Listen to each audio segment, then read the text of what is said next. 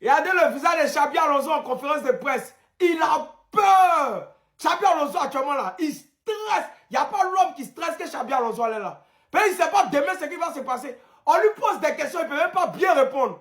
Xabi Alonso, nous on te fait déchirer ton contrat. Ton contrat, tu as signé sur le Real de voleurs là. Tu as déchiré ça, tu as fui. Nous on te fait fuir. Allez regarder la conférence de presse de notre entraîneur à jouer. Il sourit, il est détendu. Et puis là, vous avez donné rouge à un cyclique, non? Notre entraîneur a joué, lui, il est plus fou qu'un cyclique. Demain, la bite n'a qu'à se jouer les fous. Il va voir que nous tous, on est fous. Voilà, Xabi Alonso. Xabi Alonso stresse. On lui a posé une question sur Lamine Yamal. Il dit non, que ça va se jouer sur le terrain. Xabi Alonso, tu es peureux. Tu es plaisanté. Nous, on te fait déchirer ton contrat d'entraîneur. Tu as signé chez le Real de voleurs, là. Nous, on te fait déchirer ça. Tu as fui. De toute façon, Ancelotti a fui, là. C'est de la même manière, tu as fui. Peureux, plaisanté. Demain, on vous attend. Demain, c'est à 15 h. Après ça, vous n'êtes pas prêts pour ce qui va se passer. Lamine va marquer sur votre terrain de merde. Et puis, il va mettre la couronne. Vous allez voir. Vous vous rendez compte qu'à seulement 18 ans, c'est déjà le joueur barcelonais que les Madrilènes détestent le plus. Real Madrid-Barcelone, la rivalité, elle existe depuis longtemps. Que ce soit des deux côtés, il y a des joueurs qui ont fait mal à l'autre. Côté Barça, je pense à Ronaldinho, je pense à Eto'o, je pense à Xavi, je pense à Messi, je pense à Neymar. Côté Real, Cristiano Ronaldo, Gareth Bale. Il y a même Asensio qui nous a fait mal. Yamal, on va pas se mentir, sur les derniers classicos, il a fait très mal au Real. Mais je pense sérieusement que là, à l'heure actuelle, tu poses la question à un Madrilène, tu lui dis c'est qui le Barcelonais que tu peux pas te voir, que tu peux pas t'encadrer. Il va te répondre Yamal. Parce que en vrai de vrai, les Madrilènes, quand tu discutes avec eux, ils aiment bien quand même Messi, même si Messi leur a fait mal. Hein. Ils respectent Messi un minimum. Ronaldinho, je vais même pas en parler. Il a été applaudi au Bernabeu. Iniesta, je vais encore moins en parler. Je crois que c'est le Barcelonais le plus aimé à Madrid. Neymar, ils ont quand même rien contre Neymar. En vrai, Neymar, voilà, c'était un phénomène. Il leur a fait mal. Voilà, ils respectent. Mais Yamal, il y a un truc, les gars. Il y a un truc avec Yamal. Yamal et le Real Madrid, il y a une petite guéguerre, il y a une haine. Et les Madrilènes, ils en peuvent plus. Ils en peuvent plus déjà de son niveau, parce que son niveau, il est alarmant. Chaque classico, il leur fait la misère. Et en plus de ça, dans les médias, il parle. Et il fait pas que parler, il les titille, il les provoque tout le temps. Eh les gars, c'est une dinguerie. Ça vous amuse?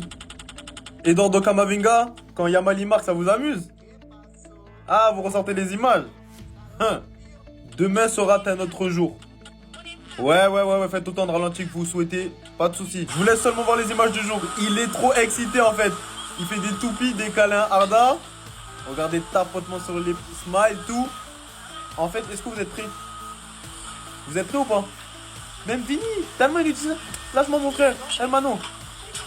Même Kylian. Pourquoi? Parce que Xabi lui a leak une information. Edu sera bel et bien titulaire demain au Classico et pas en latéral. Hein. Parce que moquez-vous si vous souhaitez. Mais vous savez qu'Eduardo n'a jamais déçu contre le Barça. Vous savez qu'il vous fait mal. Au cas où vous avez oublié en fait, je vous préviens pour demain. Barcelonais, il faudra ni faire les étonnés, Madrilène, ni faire les petits chicoms à la fin. C'est demain que vous allez comprendre pourquoi Xabi il fait que parler de lui. Vous lisez ou pas? Complet à tous les niveaux. Chaque conférence, il le sauce. Demain, vous allez lire l'heure. Je suis tellement heureux qu'ils sont enfin parmi nous. J'attendais ça depuis mon arrivée. Parce qu'il sait très bien. Bref, remettez même la vidéo 50 fois. Comme vous le prenez pour un petit, vous pensez qu'il a pas les réseaux, il voit pas. Calmez-vous. Demain, ça va très bien se passer. Il y a déjà des soucis d'arbitrage alors que le Classico, il a même pas encore commencé. César Sotogrado sera l'arbitre de demain. César Sotogrado, c'est lui. Connu pour ne pas avoir validé ce but-là lors d'un Classico. Les gars, vous vous rendez compte ou pas? Donc il n'avait pas validé cette action-là. Mais en même temps, il est aussi connu pour avoir mis un rouge à Vini injustifié. Je sais plus c'est quoi l'action, me prenez pas la tête en commentaire. Apparemment, c'était pas justifié. T'as aussi du hors-jeu potentiellement imaginaire. T'as une faute sur Araujo qui n'avait pas été sifflée. Bref, tout ça pour dire qu'il y a déjà des sauces. Donc les gars, selon vous, il va avantager qui demain? Le Real ou le Barça? Le 12e homme, il sera de quel côté? Il sera du côté de la Maison Blanche ou du côté des Barcelonais? Dites-moi en commentaire ce que vous en pensez. Moi, je sais pas, mais en tout cas, ce que je sais, c'est que d'être arbitre du Classico, c'est infernal. Pour moi, ils devraient mettre des arbitres étrangers. Comme ça, au moins, tout le monde est tranquille et on n'accuse pas qui que ce soit d'avantager telle ou telle équipe. Donc, dites-moi en commentaire, demain, il sera de quel côté celui-là? Sachez que pour le premier classico de Rashford, il va mettre un triplé. Je dis ça, je dépose et puis je suis quitté, je suis confiant. Marcus Rashford, ce week-end face au Real Madrid, pour moi, ça va être le game changer. Rashford, n'oubliez pas, Lamine Yamal, il est là. Il a parlé, il va assumer. Vous pensez que, ah non, on va lui mettre le pressing, la pression, il n'en a rien à foutre. Il prend votre pressing, il le met dans la poche et puis il emballe. Et puis il finit, il met en story, lui et sa go, tranquille, il n'a pas de souci. Mais Rashford, pour son premier classico, moi je suis convaincu que Rashford, il fallait lui donner de la patience. Là, il est né de nouveau. Vous allez voir, dans la profondeur, vous allez voir, Rashford, c'est le côté gauche, Rashford, Rashford dans l'axe, j'imagine même pas. Madrid, priez que Courtois vous sauve. Parce que le nombre de buts on va mettre, ça dépend de si Courtois est en forme ou il n'est pas en forme. Parce qu'on va vous cogner, on va vous sonner correctement. J'ai pas besoin de parler de Pedri. Mais je suis en train de dire, cette vidéo est spécifique à Rashford. Rashford va faire un très très grand classico. Et vous allez voir, Lamine Yamal. Oh, il n'y a pas de souci. Tonton, il n'y a plus de vacances. Hein. Là, tu es de retour. Conférence d'avant-match de l'assistant d'Hansi Flick, il parle des déclarations de Lamine, de la compo de demain, du retour de Jules Koundé. Attendez, bougez pas, je vous lis ça. Le mot de Lamine Yamal il y a 2 jours. Lamine est un joueur de haut niveau, il sera motivé pour demain, j'espère qu'il fera un grand match. Jules Koundé s'est entraîné ce matin, nous devons attendre son ressenti après l'entraînement. Nous n'avons pas encore finalisé la composition des équipes pour demain. Erreur d'arbitrage, il faut rester concentré sur le match et rien d'autre. Il ne faut pas penser aux arbitres, tout le monde fait des erreurs, il faut discuter de ce que l'on peut contrôler. La ligne haute, nous devons faire bien notre travail, presser et garder la ligne haute. Si nous changeons quelque chose, nous perdons notre structure et cela n'aide pas. Le plus grand changement pour le Real Madrid est qu'il presse très bien, surtout dans la ligne offensive. Au Bernabéu, on ne sait jamais ce qui peut arriver, il y a beaucoup d'émotions et nous sommes préparés. Nous avons réalisé une bonne transition et nous voulons gagner au Bernabéu. Nous devons être tous ensemble, pressés et jouer en bloc. Si nous y parvenons, nous aurons des occasions.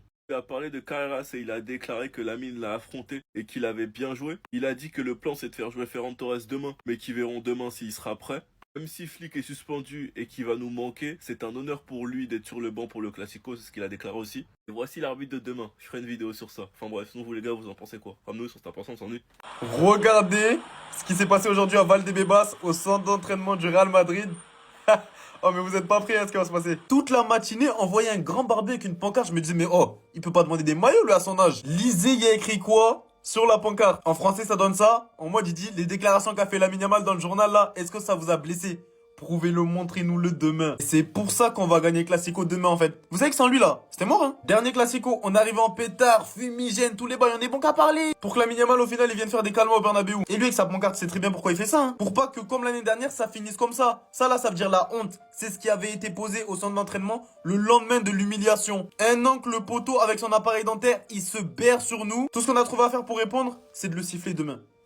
C'est quelle phase de loser ça? J'espère juste que ça finira comme ça en tout cas hein. Parce que Lamine il est tranquille de son côté hein. Un tas de déclarations, il nous prend pour des voleurs, des nuls. Pendant ce temps, il est tranquille hein. Snapback tranquille. Or on est censé le voir s'entraîner, veille de Classico. Il tape des drifts avec la golfeuse. Et puis il flingue. On peut rien lui dire. Regarde, il bombe trop en fait, ces écouteurs filaires là. En tout cas toi et tes 8 hors-jeu de la saison dernière, on t'a pas oublié hein. T'as dit ta phase d'adaptation est terminée. T'as dit t'as plus besoin d'éliminer pour marquer. Demain, on t'attend au tournant, Kylian. J'espère seulement que tu vas nous sortir de ce calvaire. Hein. Tu vas nous faire gagner ou tu vas faire le petit? César Soto Grado est l'arbitre officiel pour El Clasico. C'est le même arbitre qui avait refusé le premier but de la carrière de Lamine Yamal au Santiago Bernabéu en 2024. Le même arbitre qui était tombé dans la grossière simulation de Lucas Vazquez lors de ce même Clasico. Le même arbitre qui n'avait pas sifflé carton rouge contre Camavinga qui était dernier défenseur et a empêché Lamine Yamal d'aller marquer ou de faire marquer. Le même arbitre qui a laissé Rudiger faire un écran comme en NBA de la surface de réparation. Alors cette action elle était légendaire. C'est le même arbitre qui avait refusé le but de Joao Félix parce que le centre, selon lui, était pour Ferran Torres qui était hors jeu. Et pour finir, c'est le même arbitre qui n'avait pas sifflé ce penalty à la dernière minute lors de, je crois, la première ou la deuxième journée de Liga, qui nous aurait permis de gagner le match. Par rapport à cette action où la balle avait clairement franchi la ligne, je pense qu'en vrai de vrai, il ne pouvait rien y faire. Il n'y a pas de goal line technologie en Liga.